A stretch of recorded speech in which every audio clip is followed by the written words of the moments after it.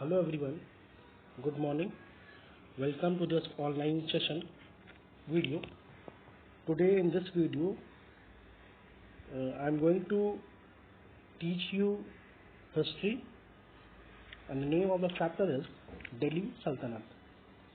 In the previous video, I have taught you about the meaning of Sultanate. What is the meaning of Sultanate? The foundation of Slave dynasty, about Qutbuddin Aibak, Iltutmish and Razia. In this video, we are going to start from Razia Sultana. As I told you in the earlier or in the last video about Razia Sultana, that Razia Sultana was a great Muslim female ruler, and she was the first ever female Muslim ruler in the Indian history. She was wise and talented. Although Iltutmish had many sons, यद्यपि इल्तुतमिश के बहुत सारे लड़के थे, इल्तुतमिश के पास बहुत सारे बेटे थे. He had many sons, but they all are not capable, they are not efficient to take care of his vast sultanate, and they were not talented to control the Mongol attacks, to control the internal revolts. So Iltutmish decided to choose his daughter Razia as a new sultan of Delhi. When he announced that Razia will be the new sultan of Delhi, the nobles were disappointed. Now, one question arises in your mind, that what is nobles? Who are nobles? Nobles were the important person belongs to the different regions, and they are in the sultanate to give the military support, to give the financial and the economic support, to support to run the administration easily. Means they are here to support the king or the sultan for administrative functions. So when these nobles were disappointed, they started conspiracy. उन्होंने conspiracy करना शुरू कर दिया. Means Razia के खिलाफ षड्यंत्र करना शुरू कर दिया. Razia faced many problems and many challenges, especially opposition from the Chehelgani or Charisa Chehelgani. What is Chehelgani? Let's think about it. कि Chehelgani क्या था? Chehelgani was a group of 40 Turkish nobles. ये तुर्किश नोबल कौन थे? ये Turkish Nobel वो थे जो कि सुल्तान को टाइम टू टाइम उनको मिलिट्री हेल्प दिया करते थे. They were the 40 nobles, बहुत perfect nobles थे, and they all were very talented. They all are very good in supporting the sultan in the warfare, in the administration of the sultanate, likewise.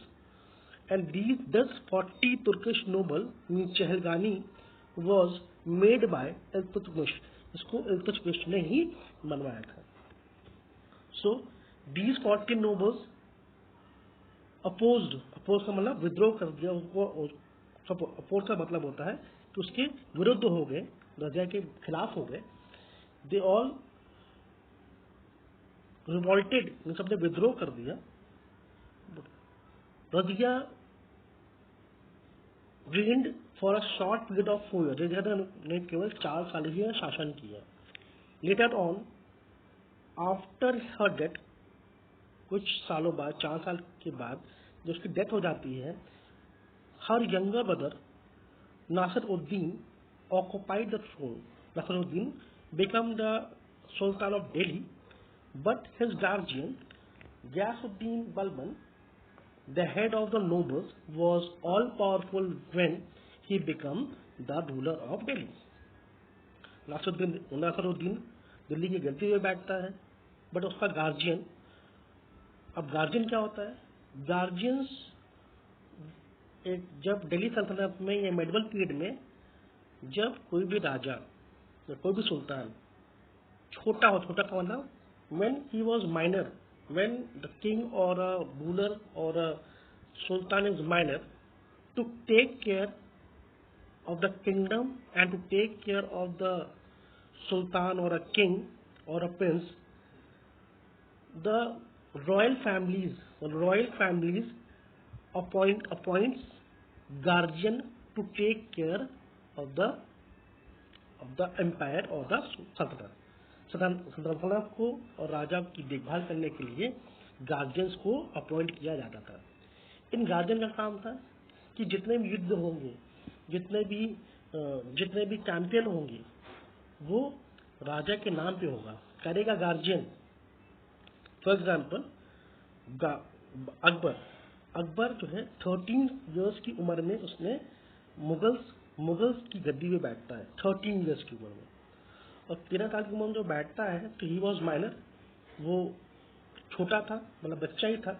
13 साल की उम्र कुछ नहीं होती है, 13 साल मतलब कि एक साल से लड़का था।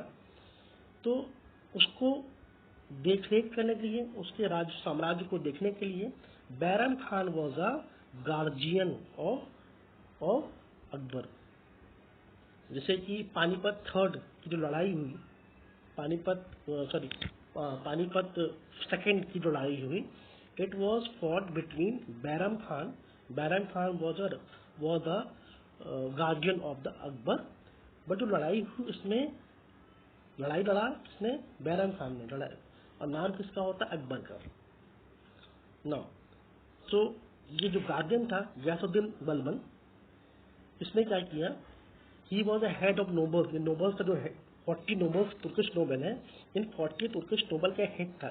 He was a leader of the 40 Turkish noble. इसने क्या किया? इसने उसको नसरुद्दीन को हटा दिया, उसको हटा दिया और उसकी जगह पर खुद गद्दी पे बैठ जाता रहा and announce himself as a new sultan of Delhi.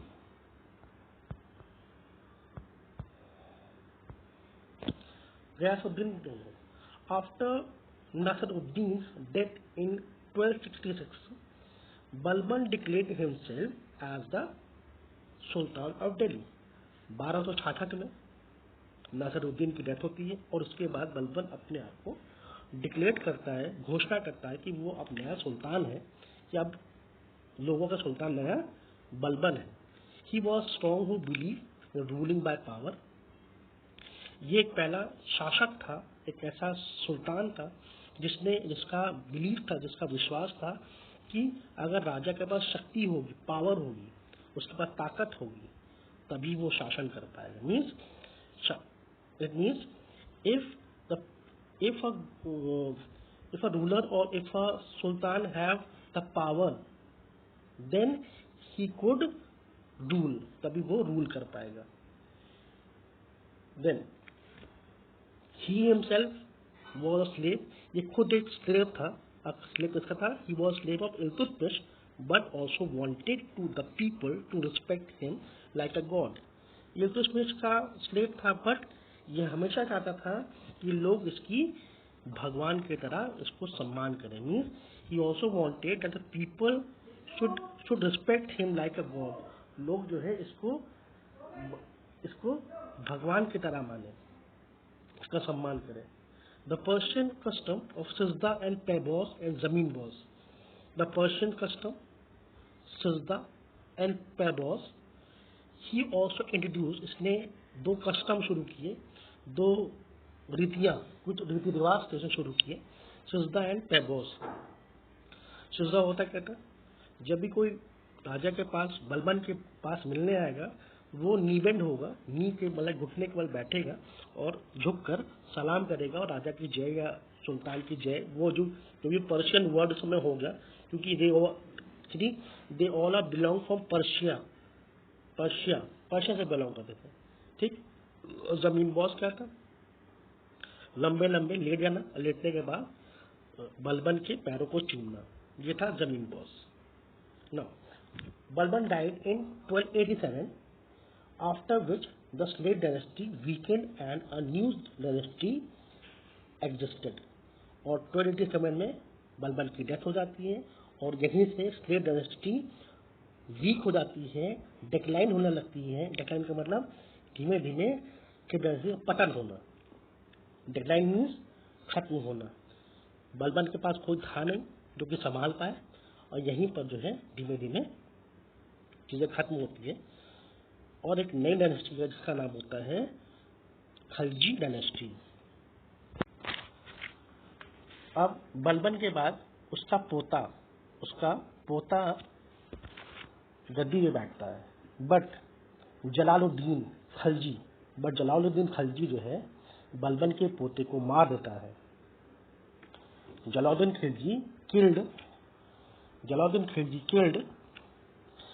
killed the grandson of Balban, who was a weak successor and ascended the throne of Delhi। Mean Jalaluddin Khilji जो है बलबन के पोते को मारता है, ग्रैंडसन को मारता है और मारने के बाद खुद दिल्ली की गद्दी पे बैठता है। Jalaluddin Khilji was very kind ruler, बहुत दयालु था, and was considered as weak administrator, इसलिए उसको एक बहुत ही कमजोर प्रशासक भी कहा गया, क्योंकि बहुत वो काइंड था, बहुत क्रूएल नहीं था। ही रूल टिल 1296, ये 1296 तक जलालुद्दीन खिलजी ने 1296 तक शासन किए, and was succeeded by his Neiphiu Alauddin Khilji who brutally murdered him.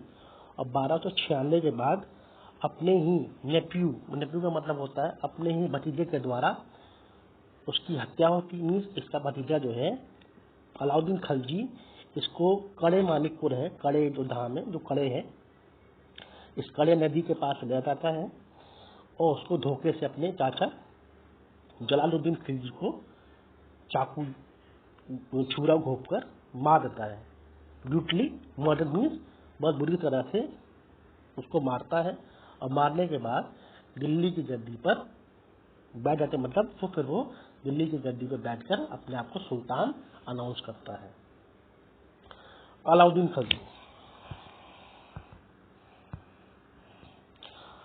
Khilji लिखा है, you can see over here, मैंने कुछ चीजें पॉइंट लिखे हुए हैं। Jalaluddin Firoz Khilji was the founder of Khilji dynasty.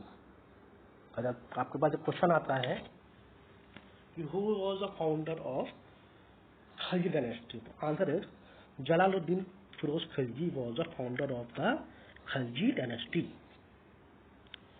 Alauddin Khilji was a successor का मतलब उत्तराधिकारी, सक्सेसर का मतलब उनके बाद कौन राजा बनेगा उसे बोलते हैं सक्सेसर। तो Alauddin Khilji was the successor of Khilji dynasty. He was very ambitious and Alauddin Khilji killed or murdered his uncle Jalaluddin Khilji and become the new Sultan of Khilji dynasty। अपने अंकल जलालुद्दीन खिलजी को मारता है अलाउद्दीन खिलजी और खिलजी डायनेस्टी का नया सुल्तान बनता है। He was very ambitious, बहुत महत्वाकांक्षी था, means he always wanted to become more and more powerful and he wanted to become he want to have a large extended boundaries of the territory। चाहता था इसका जो राज्य हो बहुत बड़ा हो, ठीक है। ये भी चाह रहा था कि ये हर जगह जीत ले, गुजरात में, मालवा में, हर जगह चाहता था कि उस पर कब्जा कर ले।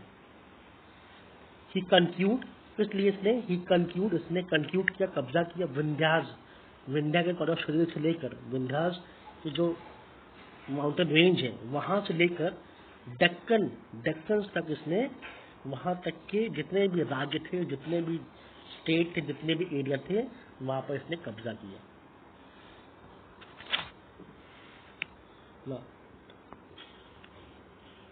Administrative and economic reform means प्रशासनिक और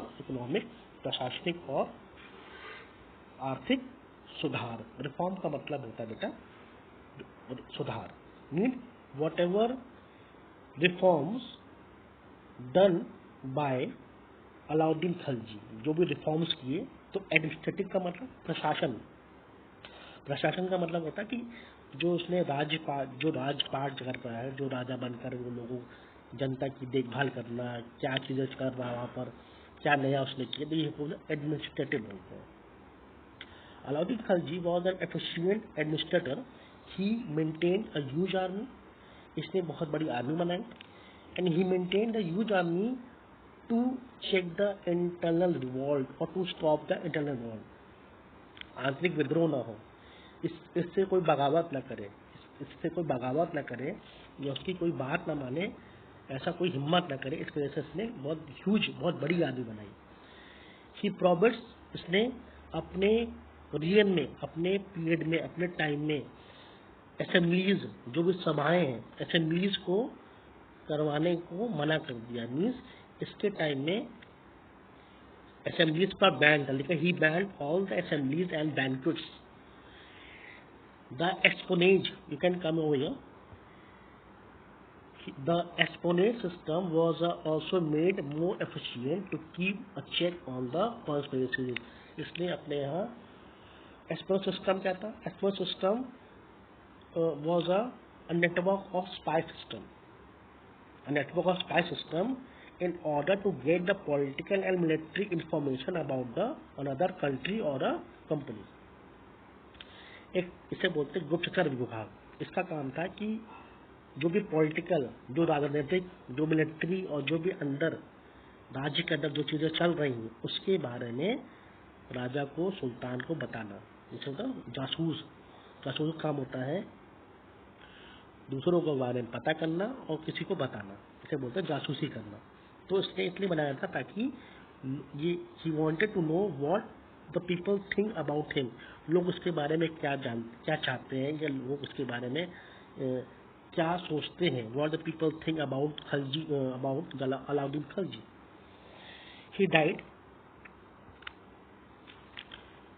ही died after death of Alauddin Khilji के मरने के